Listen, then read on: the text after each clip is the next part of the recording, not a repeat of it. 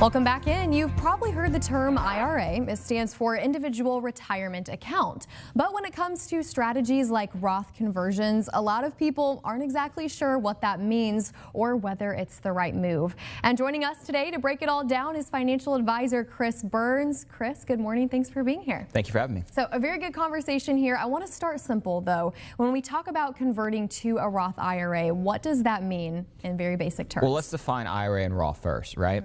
IRA is dollars. It goes in pre-tax. It grows tax deferred, and then when it comes out, it's taxed as ordinary income. The Roth is almost flipped. You pay the taxes up front so that it still grows tax deferred, but there aren't any taxes when you take those dollars out. So it's a way for you to have tax-free dollars later on in life. Okay, got it. Why are so many people talking about this right now? Right now is we're at a kind of a lull when you take a look at what historical tax brackets have been. It's really since 2018, and they've kind of codified through the big beautiful bill the current tax brackets. We can argue, does it feel low or not? But when you take a look historically, we are at a lower tax bracket than we have been for quite a while. So it's advantageous to take advantage of it. And that's where the IRA to converting to Roths have really kind of picked up over the last several years. Yeah, that said, everyone shouldn't just go out and do this, right?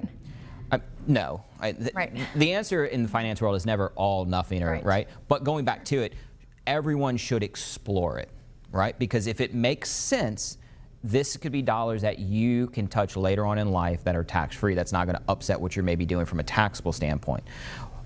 Right now is a good time to think about it because most people have just completed their 2025 tax returns. So they kind of get a good estimate of what their income is going to look like. And so then they can kind of weigh the pros and cons because there's positives of putting dollars in pre-tax and there's positives of putting dollars in post-tax. So what is going to be the biggest benefit for you, not just this year with taxes, but long term when you're looking at taxes inside of retirement? So it's very specific to that individual person. Each household is completely different. Okay, great to know there.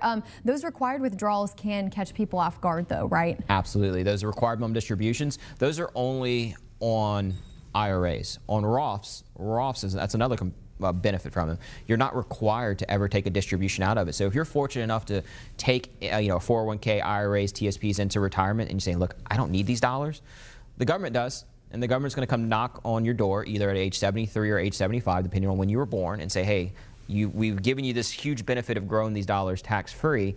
It's now time for you to kind of pay the man. Yeah, as someone who advises people every single day, what's the biggest mistake people make with this? The biggest mistake that people make is that they do not want to pay slightly higher taxes now to save them significantly more money in the future. If you're able to save $2, $3, $4 for every dollar you spend now in taxes, think about that. For every dollar you gave me, I gave you $5 back. How many dollars would you give me? That's huge. Right. Yeah. So being able to kind of take a look at it in a longer term view, I know it's hard, but if you're able to see that, there can be some significant benefits for you. Are there opportunities right now in our economy that make this more appealing? Absolutely.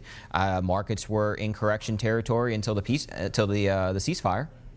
So markets were down 10% off their highs. Normally I tell people there's two really good times to look at converting. When markets are down more than say 10 or 15%, that's a good opportunity to do it. And then more towards year end because any unexpected expenses has already happened. So now it's easier to forecast 30 days of your income versus 12 months of your income. So end of year are opportunities that unfortunately present themselves when markets bring themselves down. So what would you say is the bottom line for viewers this morning? Start with your 2025 tax return. Take a look and see, did your pre-tax contributions help you in any which way?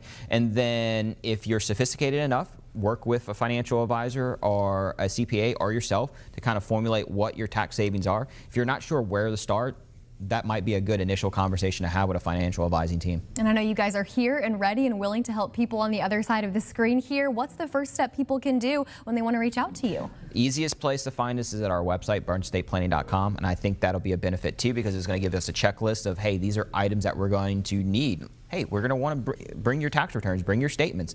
They may be some items that say, I didn't know an advisor wanted to look at my tax return. How are we going to help you figure out what is your future taxable footprint going to look like? I know you guys really care about people and breaking it down in simple terms for us, which is so important here. We will have a link to their website on our website at fox10tv.com. As always, Chris, thanks for your wisdom on this. Thank you for having me.